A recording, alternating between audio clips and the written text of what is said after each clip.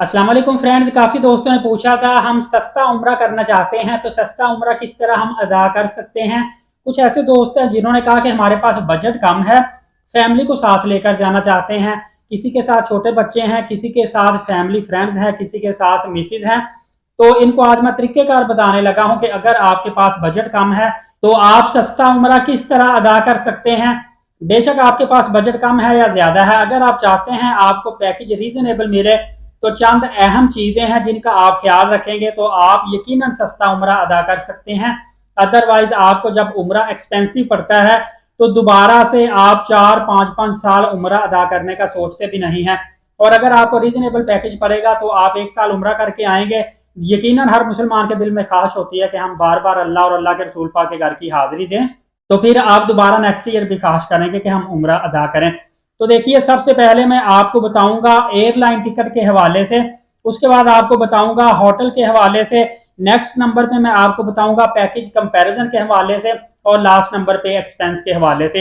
Airline ticket के हवाले से मैं आपको बताता चलूं कि जब भी आपने एयरलाइन टिकट करवानी है, देखिए उम्रा वीजा आपका लगा है या नहीं लगा कोई इशू नहीं है। एयरलाइन टिकट तो आपके नाम पे पासपोर्ट नंबर पे होनी होती है। एयरलाइन टिकट करवाते हुए कोई भी आपसे वीजा नहीं देखता कि आप वीजा दिखाएं फिर एयरलाइन टिकट करवाएंगे। लिहाजा एयरलाइन टिकट कोशिश करें आप 1-1.5 माह पहले करवा लें, या मोस्टली डेफिनेटली आप जब भी पैकेज लेते हैं अपने किसी ना किसी जानने वाले से ही उम्रा पैकेज लेते हैं, क्योंकि अननोन बंदा उम्रा पैकेज नहीं देता। तो आप अपने जानने वाले को कह दें कि मैंने 1.5-2 माह तक मेरा इरादा है उम्रा करने का, लिहाजा इस दौरान कोई भी एयरलाइन की टिकट अगर सस्ती मिलती है या कोई प्रमोशन निकलती है तो आपने मेरे लिए बुकिंग कर देनी है। हो सके उससे थोड़ा बहुत आप एडवांस भी दे दें। यहाँ पे एक बात का ख्याल रखना है, उससे कमिटमेंट कर लेना कि आपने टिकट मुझे रिफंडेबल करवा के देनी है। ये ना हो नॉन रिफंडेबल टिकट करवा लें, फिक्स टिकट हो जाए, खुदा न खास्ता वीज़ा नहीं लगता या आपका शेड्यूल चेंज हो जाता है, आपका अभी माइंड नहीं बनता जाने का, लेट थोड़ा सा जाना चाहते हैं, कोई भी मसला आ सकता है। हमेशा आपने रिफंडेबल टिकट करवाना है, चाहे आपका कोई 5,000 रुपये महंगा ही टिकट पड़े। लेकिन एज कम्पेयर टू अगर आप 5-7 दिन के अंदर अंदर एयरलाइन की टिकट करवाएंगे वो तो आपको 1,40,45,000 रुपये की पड़ जाएगी। इसकी निस्बत कोई 1.5 माह पहले टिकट करवा लेंगे तो आपको 1,10,000 के अंदर अंदर इंशाल्लाह टिकट मिल जाएगी। बेशक PIA की ले लें, एयर ब्लू की ले लें, सरीन एयरलाइन की ले लें, फ्लाइनास की भी सस्ती मिल जाती है, सऊदी एयरलाइन की थोड़ी सी एक्सपेंसिव होती है। इसी तरह इत्तेहाद, एमिरेट्स, तुर्किश एयरलाइन इनकी एक्सपेंसिव होती है। दूसरा आपकी मर्जी है, आपके पास अगर आपके साथ बच्चे नहीं हैं या आप थोड़ा सा फेस कर सकते हैं तो फिर आप कोशिश करें वाया के साथ आप टिकट करवा लें। कोशिश करें जहां पे वाया के साथ 3-4 घंटे का स्टे है वहां से आप टिकट करवा लें। फ्लाइट किसी भी कंट्री से होती हुई वहां 3-4 घंटे स्टे करती है फिर आगे जाती है, उससे आपका कोई 10-12 हज़ार रुपये मजीद जो है एयरलाइन टिकट में किराए में कमी आ जाती है। और अगर आपके साथ बच्चे हैं या स्टे बहुत ज़्यादा है, 24 घंटे का स्टे है, तो फिर आप वाया के साथ ना आ जाएं, फिर थोड़े से पैसे आप भर लें, लेकिन आप कोशिश करें डायरेक्टली आप एयरलाइन टिकट करवा के जाएं। सेकंड नंबर पे देखिए होटल की बात आती है। जब भी आप पैकेज लेने जाते हैं, मेरे काफ़ी दोस्त जो ट्रैवल एजेंट है वो बताते हैं कि जब भी लोग पैकेज लेने आते हैं सबसे पहली बात ही वो ये करते हैं कि हमें होटल बिल्कुल करीब दें, हमें मक्का में कबूतर चौक के करीब और मदीना शरीफ में मरकजिया के करीब होटल दें। देखिए, जब आप होटल की भी डिमांड करीब करते हैं और फिर आप कहते हैं कि हमें पैकेज भी सस्ता मिले, ऐसा कैसे पॉसिबल है। दूसरा, आप डायरेक्ट एयरलाइन फिर करवाते हैं और गैप भी कम देते हैं। जब आपका वीज़ा आता है फिर आप कहते हैं कि हमें फौरी एयरलाइन टिकट करवा दें। तो देखिए, अगर आपने पैकेज में कमी लेनी है तो फिर आप कोशिश करें शेयरिंग की रिहाइश लें, थोड़ी सी दूर ले लें, फिर आप VIP या करीब को ना देखें। अलबत्ता अगर आपके साथ बच्चे हैं या बूढ़े हैं फिर आप प्रेफर करें जहां पे आपके साथ कोई ना कोई कमजोरी जुड़ी हुई है, बेशक कोई बीमार है या बूढ़े हैं या बच्चे हैं, वहां पे आपको पैसे ज्यादा लगाने पड़ेंगे। और फैसिलिटी ले जहां पे आप तंदुरुस्त तवाना है, कोई इशू नहीं है, वहां पे मैं आपको सजेस्ट करूंगा कि आप थोड़ा सा बेशक फैसिलिटीज कम कर लें, क्योंकि सफर जहां भी करेंगे उसमें तकलीफें परेशानियां तो आती है, इनका आप फेस किया करें, लेकिन थोड़ा सा बचत कर लेंगे तो आपको फायदा रहेगा। और शेयरिंग रहायश हमेशा ले, VIP आपको डबल बेड वाली रहायश लेने की जरूरत नहीं है। 4-5 लोग एक कमरे में होंगे, कोई इशू नहीं है। अगर आप अपनी फैमिली के साथ हैं तो फिर आप कोशिश करें रिसेप्शनिस्ट को बताकर एक ही रूम ले लें फैमिली का। अदरवाइज ये होता है कि जो फीमेल होती है उनको फीमेल के साथ एडजस्ट कर दिया जाता है रूम में, मेल को मेल के साथ। और जो शेयरिंग रहायश होती है वो 5 बेड से शुरू होती है, मतलब एक रूम के अंदर 5 बेड लगे होते हैं। 5 से लेकर 7 या 8 तक भी जाते हैं, इससे ज़्यादा नहीं होते। मोस्टली 5 या 6 बेड देखने में मिलते हैं। सेकंड, और मदीना पाक में तो रहायश इससे बेहतर काफ़ी अच्छी हो जाती है, क्योंकि कंजस्टेड एरिया थोड़ा सा ना, मक्का पाक में आप जाएंगे शारा इब्राहिम खलील शारा हिजरा पे, यहाँ पे थोड़ा सा मसला आता है, बाकी आपका कोई भी इशू नहीं है। नेक्स्ट मैं आपको बताता चलूं कि देखिए, आपने पैकेज जो भी लेना है, आपने तल्लुक वाले से पैकेज आप हमेशा लेते हैं, लेकिन आप क्या करते हैं, आपके माइंड में होता है कि हमने 600-700 मीटर फासले पर रहाइश लेनी है, इस तरीक को हमने जाना है, इतने लोग हैं। आप ये पैकेज अपने जानने वाले से डिस्कस करते हैं, वो आपको रेट बताता है, रेट में कोई 5,000 आपको वो ज़्यादा बता देता है, उतना ही आप उससे लेस करवा लेते हैं और आप पैकेज फाइनल करके चले जाते हैं। अब होता क्या है, जब आप एरोप्लेन में बैठते हैं या होटल रूम में जाते हैं, वहां से आप लोगों से पूछते हैं पैकेज कितने का लिया, वो आपको सस्ता बताते हैं, कुछ ने इससे भी एक्सपेंसिव लिया होता है, वहां पे आप परेशान होते हैं।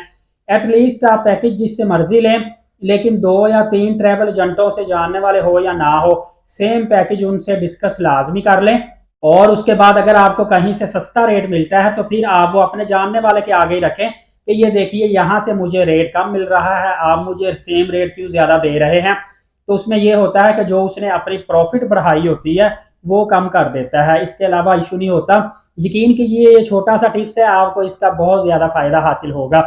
लास्ट नंबर पे लोग क्या करते हैं कि उम्रा पर जाते ही, फॉर एग्जांपल 21 या 28 दिन का, या चलें लगा लें 14-15 दिन का उम्रा होता है, पहले जब जाते हैं उनके पास रियाल काफ़ी ज़्यादा होते हैं, पैसे ज़्यादा होते हैं।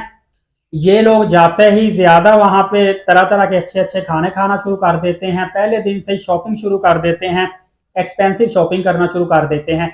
अब होता क्या है, अभी आप लोगों ने खजूरें भी लेनी होती है, तस्बीह टोपी कोई तोहफे तोहफे वो भी आपने लेने होते हैं।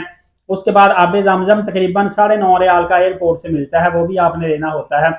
तो आप जब स्टार्टिंग के दिनों में ही पैसे इतने ज़्यादा लगा देते हैं, फिर आप 1 हफ्ते के बाद देखते हैं कि मेरी तो जेब खाली होगी, मैं तो बड़ी मुश्किल से आप डेली का खाना खाया करूंगा, तो आप परेशान हो जाते हैं। तो कोशिश करें आप शुरू में शॉपिंग कम करें, शॉपिंग के लिए जाएं ही ना, ज़ियारात वगैरह पे फोकस दें और इबादत पे फोकस दें। और लास्ट दिनों में आप जब खजूरें वगैरह खरीद लेते हैं, तमाम तर तोहफ़ खरीद लेते हैं, उसके बाद आप एक्स्ट्रा शॉपिंग चाहते हैं अपने दोस्त फैमिली मेम्बरान्स के लिए, तो वो आप कर सकते हैं। उसमें ये होता है कि मेंटली आपको स्ट्रेस नहीं होता कि मैं इतने पैसे पहले ही लगा गया हूँ, अब मैं क्या करूँ। दूसरा, फिर जब आप घर आके रियाल को अपने पाकिस्तानी या इंडियन रुपीज़ में कन्वर्ट करके देखते हैं मेरा टोटल एक्सपेंस कितना हुआ, तो देखिए अगर आपका 4-5 लाख एक्सपेंस होगा तो दोबारा आप 4-5 साल भी शायद उम्रा करने का सोचें ही ना। और अगर आपका एक्सपेंस सिर्फ 3 लाख या 3.5 लाख होगा, तो फिर आप वो कवर करके तमाम तर अमाउंट, तो आप कोशिश करेंगे 2 साल के अंदर अंदर दोबारा फिर अल्लाह ताला अपना घर दिखा दे। तो ये बड़ी पॉजिटिव चीज़ें होती हैं और ये चीज़ें काफ़ी ज़्यादा इफेक्टिव होती हैं, इनका आप ख्याल रखा करें। दूसरा, मैं आपको बताता चलूं कि अगर आपके साथ बच्चे जा रहे हैं, तो अगर आपका बच्चा 2 साल से कम है, जो इन्फेंट में कंसीडर होता है, तो उसका उम्रा वीज़ा जो है वो 50 रियाल सस्ता लगेगा। और जो एयरलाइन टिकट मिलेगी वो टोटल कॉस्ट का सिर्फ 10% पे करना पड़ेगा। काफ़ी दोस्त समझते हैं फ्री टिकट होती है, 10% अमाउंट लगती है। फॉर एग्जाम्पल, मैं एग्जाम्पल देता हूँ, एक 2 लाख रुपए की टिकट है, तो इन्फेंट बच्चा जो 2 साल से कम है उसकी टिकट 10% लगेगी, मतलब 20,000 रुपए बनती है सिर्फ। और अगर 2 साल से 12 साल तक का बच्चा है जिसको हम चाइल्ड में कंसीडर करेंगे, तो उसकी जो एयरलाइन टिकट होती है वो 75% लगती है, मतलब 2 लाख के पीछे 1.5 लाख रुपए टिकट लगेगी। 2 लाख रुपए टिकट तो नहीं होती, मुझे पता है, टिकट तो आ जाती है 1,10,11,000 रुपए से लेकर, अच्छी एयरलाइन की टिकट 1,35,40,000 रुपए तक मिल रही है, डायरेक्ट एयरलाइन की जो अच्छी है। लेकिन आपको मैंने एक एग्जाम्पल दी है कि इस तरह एयरलाइन पॉलिसी में और वीज़ा में काफ़ी ज़्यादा बच्चों के लिए एग्जेम्पशन होती है, वो आप ये चीज़ें नोट कर लिया करें। लेकिन फ्री नहीं होता, अलबत्ता जो होटल चार्जेस हैं वो इन्फेंट बच्चे से लेकर 7 साल के बच्चे के होटल चार्जेस नहीं होते, होटल बिल्कुल उसका फ्री होता है। 7 साल से ऊपर जो बच्चा है इसके होटल रूम चार्जेस होते हैं। तो इन चीज़ों से आपकी काफ़ी ज़्यादा बचत आ जाती है। इसमें एक और चीज़ भी बता दूं, एयरलाइन टिकट की पॉलिसी है कि एक फैमिली के साथ एक इन्फेंट बच्चा और एक चाइल्ड बच्चा, इन दोनों को डिस्काउंट टिकट मिलता है। इससे ज़्यादा अगर बच्चे होंगे इस कैटेगरी में तो उनका टिकट पूरा अडल्ट वाला ही लगेगा। ये आपने ख्याल रखना, ये नहीं कि इन्फेंट बच्चे का 10% टिकट है, तो आप एक 2 साल का बच्चा ले गए हैं और एक आप 6 माह का बच्चा ले गए हैं, तो आपको दोनों पे 10-10% डिस्काउंट नहीं होगा। एयरलाइन की पॉलिसी के मुताबिक एक बच्चे पर 10% डिस्काउंट होगा, दूसरे बच्चे पर अडल्ट टिकट ही आपका पूरा पे करना पड़ेगा। यकीनन बहुत ज़्यादा इन्फॉर्मेशन मैंने आपको इस वीडियो में दे दी है। कोई ट्रैवल एजेंट यकीन करें आपको वीडियो में इतनी इन्फॉर्मेशन, कोई भी ट्रैवल एजेंट ना तो आपको फिजिकली फेस टू फेस इतनी इन्फॉर्मेशन देता है, ना किसी भी यूट्यूब चैनल से आपको इतनी इन्फॉर्मेशन मिलती है। सिर्फ रिक्वेस्ट है मेरी, चैनल को सब्सक्राइब रखें। यकीन कीजिए बहुत ज़्यादा आपको नई लेटेस्ट मालूमात इस चैनल से मिला करेंगी। और नए आने वाले चैनल को एक तो सब्सक्राइब कर दें, दूसरा वीडियो को लाइक और शेयर सवाब के लिए किया करें। और नबी पाक सल्लल्लाहु अलैहि वसल्लम पे रोज़ाना कसरत से दरूद पाक भी भेजा करें और नमाज कायम करें, क्योंकि सबसे पहले नमाज का सवाल है और जिसने नमाजें अपनी अदा कर ली इंशाल्लाह वो ज़रूर जन्नत में जाएगा। अली साकिब यूट्यूब चैनल के साथ हाफिज़ साकिब को इजाज़त दीजिए। अपना बहुत सारा ख्याल रखिएगा। बहुत शुक्रिया। अल्लाह हाफ़िज़।